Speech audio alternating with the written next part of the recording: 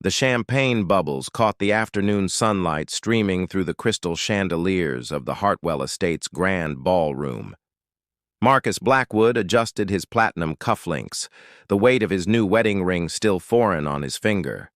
Everything was perfect, from the imported orchids cascading down marble columns to the string quartet playing softly in the corner. His bride, Celeste Hartwell, radiated elegance in her custom Valentino gown, her smile as flawless as the 10-carat diamond adorning her throat. "Ladies and gentlemen," the wedding coordinator announced, her voice cutting through the gentle murmur of conversation among the 300 guests, "we have a special surprise for the happy couple, a performance by a very talented local artist." Marcus felt Celeste's hand tighten on his arm, her perfectly manicured nails digging slightly into his sleeve. She leaned close, her breath warm against his ear. "I thought you'd enjoy this, darling. A little wedding gift from me to you." The lights dimmed as a single spotlight illuminated a small stage at the far end of the ballroom. Marcus's breath caught in his throat as a familiar figure stepped into the golden circle of light. Victoria Chen stood there, her dark hair flowing over one shoulder, wearing a simple emerald dress that couldn't hide the unmistakable curve of her pregnant belly. His ex-wife, the woman he'd divorced 8 months ago, pregnant. Victoria settled onto the provided stool, cradling an acoustic guitar with the same gentle reverence she'd always shown her instruments.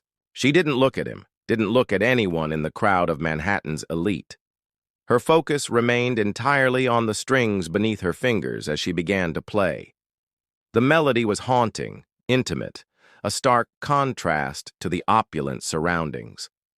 When she began to sing, her voice carried the same raw emotion that had once filled their tiny Brooklyn apartment during late-night writing sessions. "Built a castle made of promises, watched it crumble in the rain," she sang, her voice steady despite the tremor Marcus could detect, the one only he would recognize. "Left me standing in the ruins, wondering if love's just pain." Marcus felt the blood drain from his face. This wasn't just any song. It was the one she'd been working on the night before he'd served her the divorce papers. The lyrics cut through him like glass, each word a memory of what he'd destroyed. The wedding guests had fallen silent, captivated by the unexpected intimacy of the performance. Some looked confused, others intrigued by the drama unfolding. Theodore Blackwood, Marcus's father, sat rigid in the front row, his jaw clenched with barely contained fury. As Victoria reached the chorus, her hand moved protectively to her stomach, and Marcus felt his world tilt. The timing, the math, it all pointed to one impossible conclusion. "But seeds can grow in broken ground if you water them with tears," Victoria continued, her eyes finally lifting to meet his across the crowded room. "And sometimes what we think we've lost comes back despite our fears." The song ended with a gentle strum, the final note hanging in the air like an accusation. Victoria stood slowly, her movements careful and deliberate. She stepped closer to the microphone, her voice soft but carrying clearly through the sound system. "Thank you for having me perform at your wedding, Mr. and Mrs. Blackwood," she said, her gaze shifting between Marcus and Celeste. "It's been illuminating. I hope you both get exactly what you deserve." With that, she gathered her guitar and walked off the stage, leaving behind a room full of whispers and one groom whose perfect life had just shattered into 1,000 irreparable pieces. The silence in Theodore Blackwood's mahogany-paneled study was suffocating.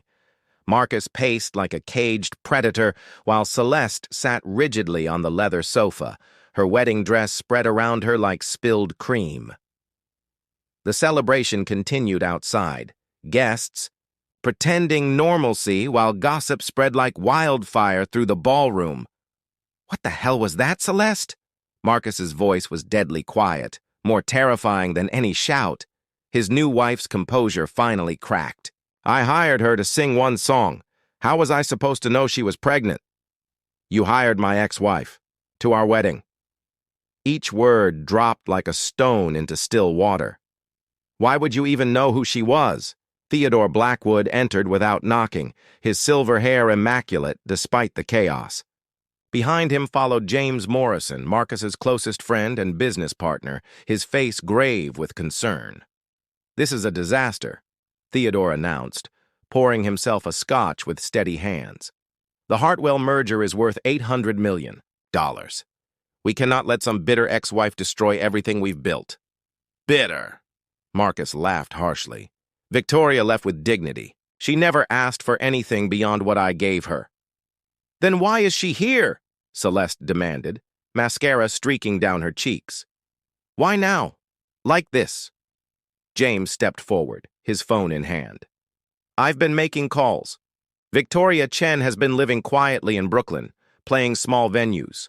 Someone reached out to her booking agent 3 weeks ago, offering 5 times her usual rate for a private celebration in the Hamptons." The contact name was C. Morrison, obviously fake, but using my last name.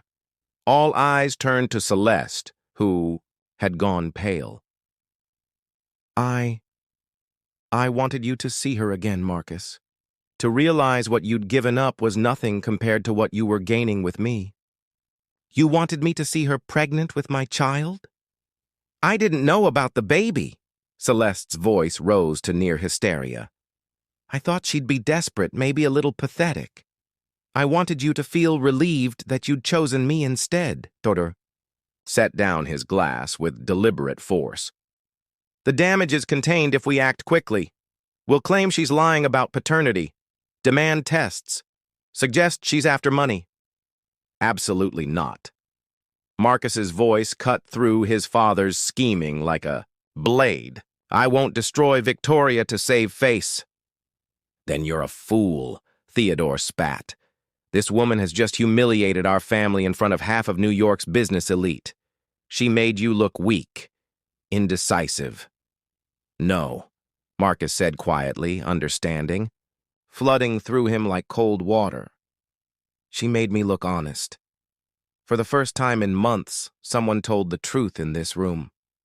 He turned to Celeste, seeing her clearly for perhaps the first time. "You researched her. You manipulated both of us. You turned our wedding into a weapon. I was protecting our future." "Our future?" Marcus pulled off his wedding ring, the platinum, band catching the lamplight. "We don't have a future, Celeste. We never did. This was just another merger to you, another acquisition." James moved closer, his voice gentle. "Marcus, think carefully. Whatever you decide now, there's no going back." Marcus looked around the room, at his controlling father, his manipulative bride, the opulent trappings of a life built on strategy rather than substance. For 8 months, he'd told himself he'd made the right choice, the mature choice. "You're right, James," he said finally. "There's no going back. But maybe it's time to go forward." Part 3, the flashback. Love lost 8 months earlier. The divorce papers lay on Victoria's small kitchen table like a death certificate. Marcus sat across from her in their cramped Brooklyn apartment, still wearing his $3,000 suit from the emergency board meeting that had changed everything. The contrast between his polished exterior and their bohemian home had never felt more stark. "The merger requires stability," he said for the 3rd time, as if repetition would make the words less hollow. "The Hartwell family has conditions. Marriage expectations." Victoria's hands wrapped around her coffee mug, seeking warmth in the cold reality. "So you're choosing them again?" "I'm choosing our future financial security." "No, Marcus, you're choosing their approval over our marriage." Her voice remained steady, but her knuckles were white against the ceramic. "There's a difference." Rebecca Sterling, the family lawyer, cleared her throat delicately. "The settlement, Mrs. Chen, is quite generous. $2 million, plus the Brooklyn property transferred to your name. You'll be able to focus on your music without financial concerns." "I don't want your money," Victoria said quietly. Marcus leaned forward, desperation creeping into his carefully controlled voice. "Victoria, please. This doesn't have to destroy us. We can still..." Still what? She interrupted. See each other. In secret? Have you hide me from your family for the rest of our lives? Watch you marry someone else while I wait in the shadows? The arrangement with Miss Hartwell is purely business. Victoria laughed, a sound devoid of humor. Listen to yourself. Arrangement. Business. When did you become someone who talks about marriage like a stock transaction? Marcus's jaw tightened. When I realized that love doesn't pay for recording studios or medical bills or secure futures. But money doesn't hold you when you wake up from nightmares about your father's expectations, Victoria shot back. Money doesn't write songs with you at 3 in the morning or believe in your dreams when everyone else thinks you're crazy. The lawyer shifted uncomfortably, pretending to review documents. Marcus stood and walked to the window, looking out at the fire escape where Victoria grew herbs in mismatched pots. He'd always loved that about her, how she could create beauty from nothing. You're going to sign, he said finally, not turning around. It wasn't a question. Yes. Victoria's voice was barely a whisper. Because I love you too much to watch. You destroy yourself trying to choose between me and the life you think you're supposed to want. That night, after the lawyer left and the papers were signed, they came together with desperate intensity. It wasn't about passion. It was about memorizing each other, about saying goodbye with their bodies since words had failed them so completely. Marcus whispered her name like a prayer, and Victoria let herself pretend, for just a few hours, that love could conquer the weight of family expectations and billion-dollar mergers. In the morning, he was gone. The bed still smelled like his cologne, but the space beside her was cold. On the nightstand, he'd left a note. I'll love you until the day I die. I'm sorry that wasn't enough. 3 weeks later, Victoria discovered she was pregnant. She sat in the tiny bathroom, staring at the positive test, and made a decision that would define the next chapter of her life. Marcus had chosen his path. She wouldn't use a baby to drag him back to hers. Victoria's Greenwich Village apartment was a study in controlled chaos. Sheet music scattered across a second-hand piano, herbs growing on the windowsill, and baby supplies neatly organized in the corner. She moved slowly, her pregnancy now in its final weeks, while her younger sister Luna folded tiny clothes on the couch. You should have told me you were doing the wedding gig, Luna said, not looking up from a pair of impossibly small socks. I would have driven you. I needed to do it alone.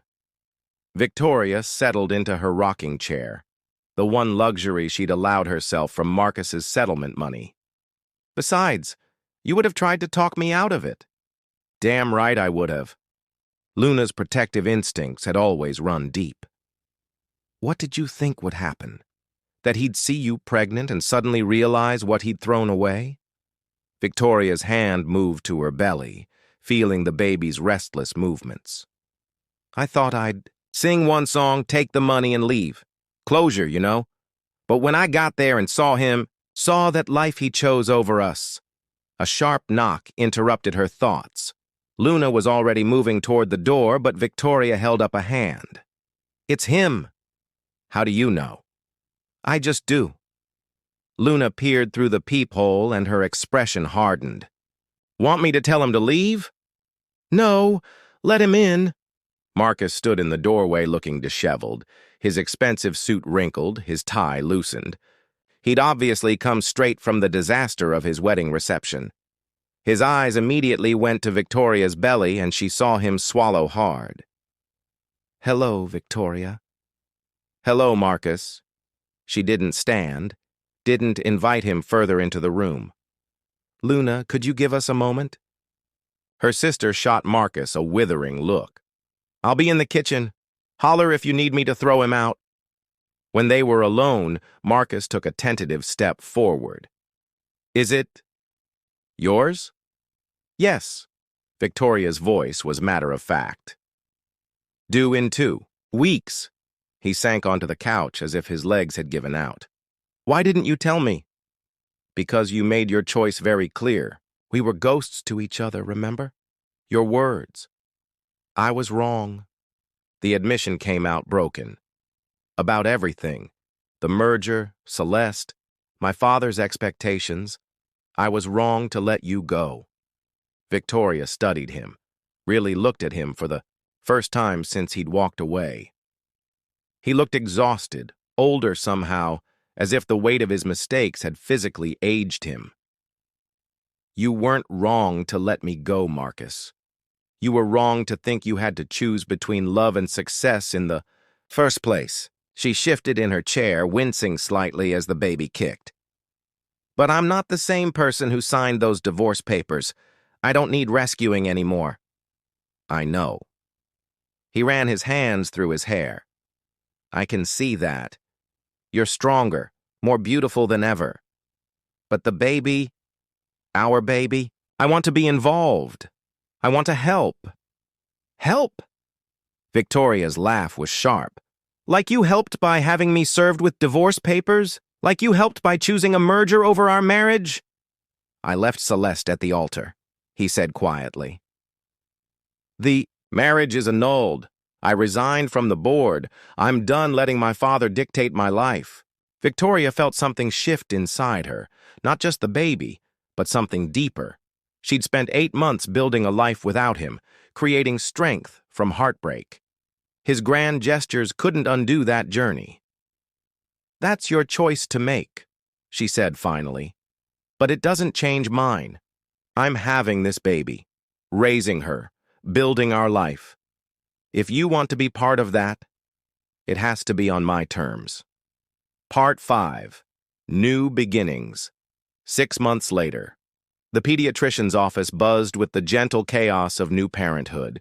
Victoria sat in the waiting room, baby Elena sleeping peacefully in her carrier, while Marcus filled out insurance paperwork at the reception desk. It was their 3rd visit together, and the routine was becoming almost natural. Elena Chen Blackwood, the nurse called, and Victoria noticed Marcus's slight smile at hearing both their names linked to their daughters. Dr. Patricia Williams, a warm woman in her 50s, examined Elena with practiced efficiency. She's perfect, she announced, as she had at every visit. Growing beautifully, meeting all her milestones. You're both doing an excellent job. Victoria caught Marcus's eye and saw the pride there, cautious but real. These supervised visits had been her condition for his involvement. No grand romantic gestures, no attempts to win her back, just quiet consistency in showing up for their daughter. After the appointment, they walked through Prospect Park, Elena awake now and fascinated by the autumn leaves overhead. Marcus pushed the stroller while Victoria walked beside him. Their conversation focused entirely on their daughter's needs and schedule. She's starting to recognize voices, Victoria observed as Elena turned her head toward Marcus's voice.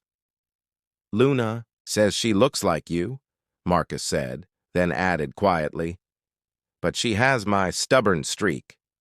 Victoria laughed, the first truly unguarded sound she'd made in his presence since the wedding. God help us all if she inherited both our stubborn streaks. They settled on a bench near the pond, and Marcus carefully lifted Elena from her stroller. The sight of his large hands cradling their tiny daughter still took Victoria's breath away. He'd been terrified the first time he'd held her, but now he moved with growing confidence. I've been thinking, Marcus said, his voice careful, about the trust fund. I want to set something up for her education, her future. We've talked about this. I don't want your guilt money. It's not guilt money, it's father money. He looked at Victoria over Elena's head. I know I can't undo the past 8 months. I know you built this life without me, and you didn't need me to do it. But I want to be here for whatever comes next. For her. Victoria studied him. This man who had once chosen a merger over love, who had walked away from everything to be here in a park, holding their daughter with wonder in his eyes. The Marcus who had served her divorce papers would never have spent an afternoon reading parenting books or learning how to change diapers. I'm not the same person I was, Victoria, he continued, as if reading her thoughts. Losing you, missing, Elena's first months watching you become this incredible mother on your own. It changed me. I'm not asking you to trust me with your heart again. I'm asking you to trust me with hers." Elena chose that moment to grab Marcus's finger with her tiny fist, and Victoria saw something in his face that made her chest tight with possibility. "Dr. Williams thinks she might benefit from music," Victoria said finally. "Early exposure to different sounds, rhythms." Marcus looked up, hope flickering in his eyes. "I still have that piano, the one from our apartment. It's in storage." "Elena would like that," Victoria said carefully. "Music should be part of her life." As they walked home, Elena between them and her stroller, Victoria realized that sometimes the best endings weren't about going back to what was broken.